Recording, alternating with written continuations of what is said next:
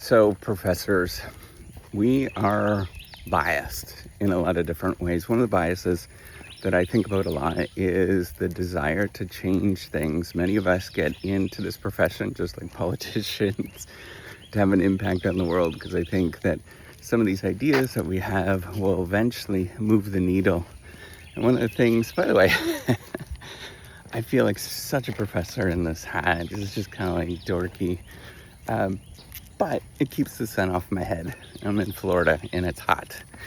So one of the things that we have a bias towards is thinking that we can move the needle, that we're going to have some sort of impact in this world.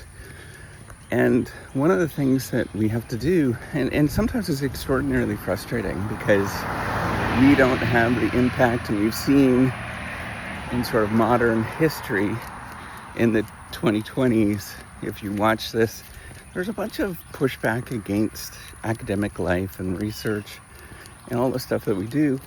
If you're watching this many years from now, and the truth is some of that stuff is actually right? Like some of the pushback that we get is absolutely right. There's a grain of truth to everything where people push back. That's how it actually gets leverage. And one of the things that we have to do is accept the fact that sometimes we can't make the change that we intend. So often our funders really want us to have an impact in the world, right? Like that's a key thing that they're looking at least in the 2020s, is that there is some sort of impact. But one of the things that you begin to realize is that impact, despite the fact that it's well-intended, often have a lot of unintended consequences. And the reason is we just simply don't understand the world as much as we think we do. And that's a significant bias that we have, right? It's basically this sort of story that, if we think that we understand our particular domain, I'm going to tell you this, is that there's many smart people out there that understand their domain a lot better than we do. And so a lot of what you have to do is simply go through acceptance to realize that even though I would say a lot of the academic researchers out there kind of agree upon many different principles, even in very different areas of life, I think that there is a coherent agreement, or often coherent agreement, but there's many differences that happen, right? It's kind of like thinking about people's identity. You might think about this group of people as having all of the same identity, but then you realize oh, wait a minute, they're very different. Each individual person is almost more different than the collective identity that we ascribe to them. And what you're going to realize is that is okay, right? Like that's where you have to come with a sense of acceptance and say that actually you don't matter that much.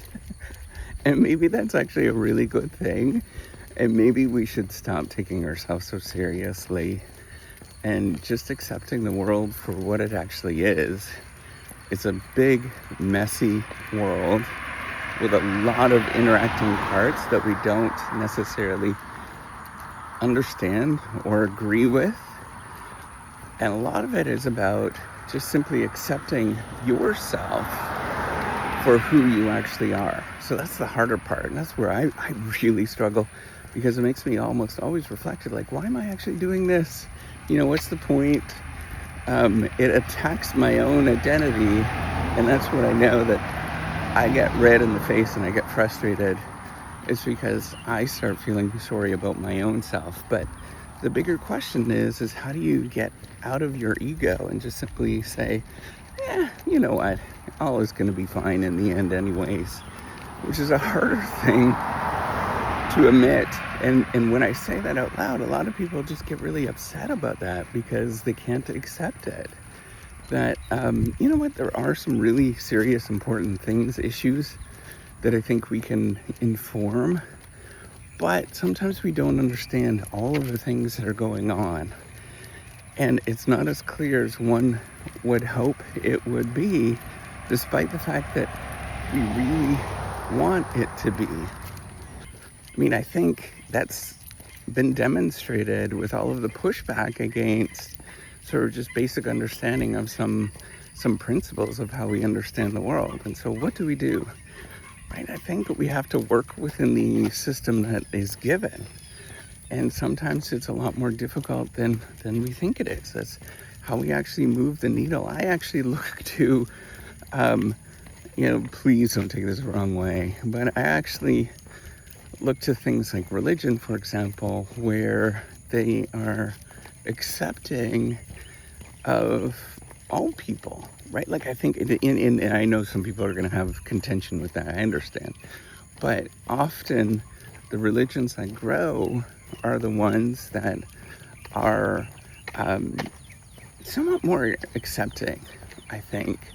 And if we think about that, it's like, okay, all right, so the world is complicated. How are we going to deal with this? We just have to be accepting of a world that's complicated, that's messy. And, maybe science will dwindle. The influence of research and all that stuff will dwindle. But that's got to be okay as well, right? We have to sort of accept the world as it is and move forward. And simply say, you know what? Yeah, I'm going to give it my best to do the best job that I possibly can in this position. And I'm going to try to be morally straight. It's kind of a Boy Scout thing. I'm going to do the best I possibly can to make sure that, these complicated decisions that I make in life, which I never know the answers to, and I'm only going to live one life. And there's not ever going to be a time where I'm going to have multiple me's so I can understand if I made the right decision or not. I just kind of keep going forward and accepting these complicated positions that I'm put into and think about it and say, let's just try to do the best that I possibly can and see what happens. And try to move the needle in my life so that I live a healthy life, and maybe other people will follow. Maybe not, but that's okay too. All right, take care and have a wonderful day.